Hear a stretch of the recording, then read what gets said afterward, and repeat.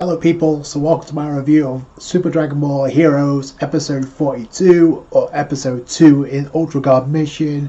And understandably I was very hyped when we got the previous episode because I generally did not know what was going to take place.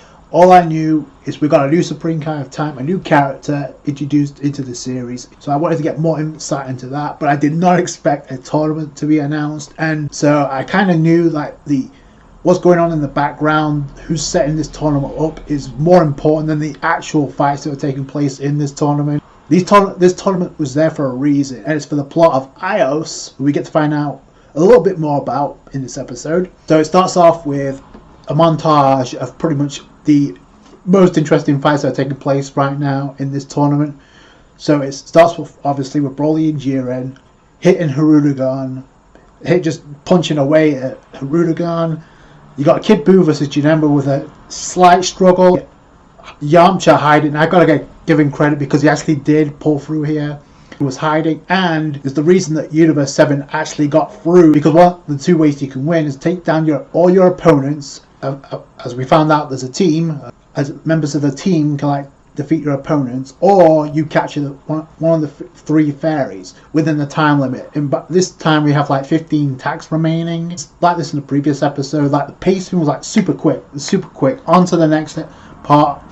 We just got straight into it. We got straight into the action, and they can focus more heavy on the plot and what's going on in the background of this tournament. So that's what this episode was there for. If it seems like a step down from the previous episode because of all the players that were introduced. By the way, I have to say there was a few got off-screened. A lot of them that got off-screened. Obviously the Ginyu Force, I thought that because of the silhouettes that maybe they were going to have something to them, but no. Turns out no. Unless they return, then no. This episode was to move the plot along, which it did. So Yamcha gets one of the three fairies. So that's Universe 7. Obviously we're going to find. So shout out to Yamcha for that. We also get to find out that obviously the Time Patrol got a fairy, and Hearts and Kumba also made it through. So, by the way, I didn't see Golden Metal Cooler or Golden Frieza, so that obviously means they've been erased. And it's kind of obvious what happened because with Yamcha hiding, he was previously pursued by Mecha Frieza. He actually bumps into the fairy accidentally, but I do like how he's I can't keep hiding, I gotta step up. So that was kind of cool in that regard, but it actually led him to getting the win for Universe 7. And it just goes to show you that strength isn't everything. So sometimes you can have a lot of luck that helps, or you can be super smart like Gohan. If you read between the lines though of what happened, because we don't see Mecha Frieza there, it's kind of obvious what happened as the episode progresses. So we go back to the main arena where we were before everyone headed off in their own separate fights. By the way, I was kind of disappointed we didn't get to see who Vegeta, Gohan, and Piccolo were up against. I thought we would in this episode, but turns out it doesn't even matter at this point. So we find out that Time Patrol also got our fairies, so they're through. All of them, by the way. So also, if you notice, Time Patrol Gohan and Time Patrol Goten, I don't think that's a coincidence at all that we got adult Goten and Trunks in this. Like I said before, Gohan and Piccolo are there. That's not a coincidence because of obviously the Dragon Ball Super superhero movie. And like I said, you also got Hearts and Kumba in the mix. And the fact that they're being focused on as well means they're probably going to have some type of role in this arc. Also, before we headed back, we actually got a brief clash between Goku and Time Patrol Goku, Capsule Cult Goku and Time Patrol Goku. So Time Patrol Goku goes to Super Saiyan 4. Capsule Cult Goku goes into Super Saiyan Blue. It's a rematch from what we saw at the beginning of the series. But it's obviously cut short because obviously Time Patrol are there to find Ios and find out what's going on here and get back obviously the Scroll of Eternity. Again, Time Patrol Goku does say, and he says this in the arena too, it's we're going to fight again seriously, but now's not the right time. They still have a clash though, but they've done this twice now, so I think there's going to be a case where in this arc they may be forced to fight each other for real. That could be the direction they're going in. Anyway, the most interesting part of the episode comes when we get another Hooded Saiyan, and it's confirmed now. It's not the same Hooded Saiyan that we've seen previously, and I'm going to get into that by the end. But yeah, it's kind of obvious just because of a few features that you can't obviously noticed. But it doesn't take long for things to get out of control because Trunks immediately goes into Super Saiyan God, and then we got a clash between the two. let's just say that for now it's the Hooded Saiyan against Trunks, which is so poetic, and I think it was foreshadowed in the previous episode because we had another character who was previously connected to a version of Trunks. Obviously not this version, because obviously it was Little Trunks in Tapion, but obviously this version of Trunks doesn't remember Tapion. Before the fight between Trunks and this Saiyan begins, so he's like, every existence and the universe has been erased. Pretty much the fighters that we saw got erased along with the universes. That answers what we saw at the end of the last episode with the Scrolls of Eternity, at least one of them being erased. So it's kind of obvious what happened with Yamcha and Mecha Frieza, so that's why a lot of characters did not show up. So obviously the fighter got erased, pretty much. I do want to point out, though, before we headed back, we actually got a brief clash between Turles and Raditz, who apparently can go Super Saiyan 3. That's definitely fan service and definitely casual. So that was like out of nowhere. Doesn't matter because apparently they're gone too, because they didn't show up either for the next. And it's confirmed now there's a second round, there's a second phase of this tournament, because the Hooded Saiyan's like, okay, it's now time for the second round. This is all for Ios. So yeah, there's no reason to say that if there wasn't another phase of this tournament.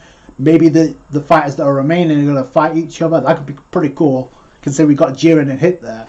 And a lot of the Time Patrol members, like I said, Gohan and Goten, and Time Patrol Trunks, obviously Time Patrol Vegeta. Speaking of which, they're not the only fighters though.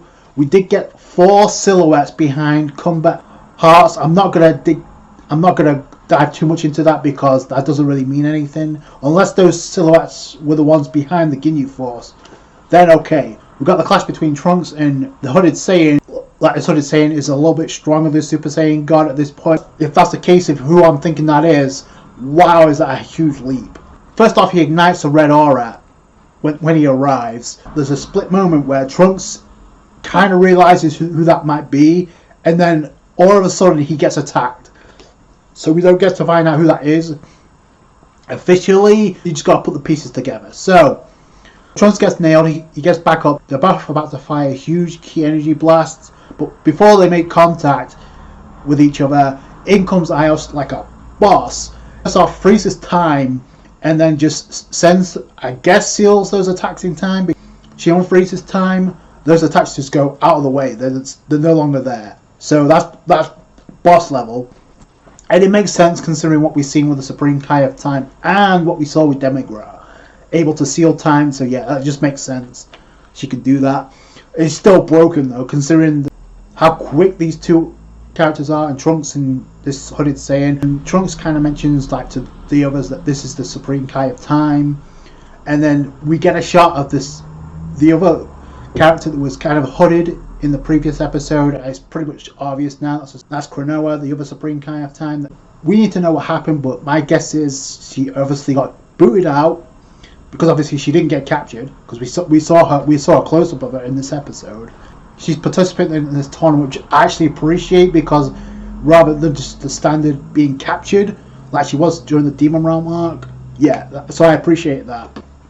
She isn't blackmailed, she isn't brainwashed. She's a part of this tournament, so that's something that I've been pushing for before this arc even started. Once we found out there was another Supreme Kai of Time, I'm like, okay, maybe we're going to see the two clash.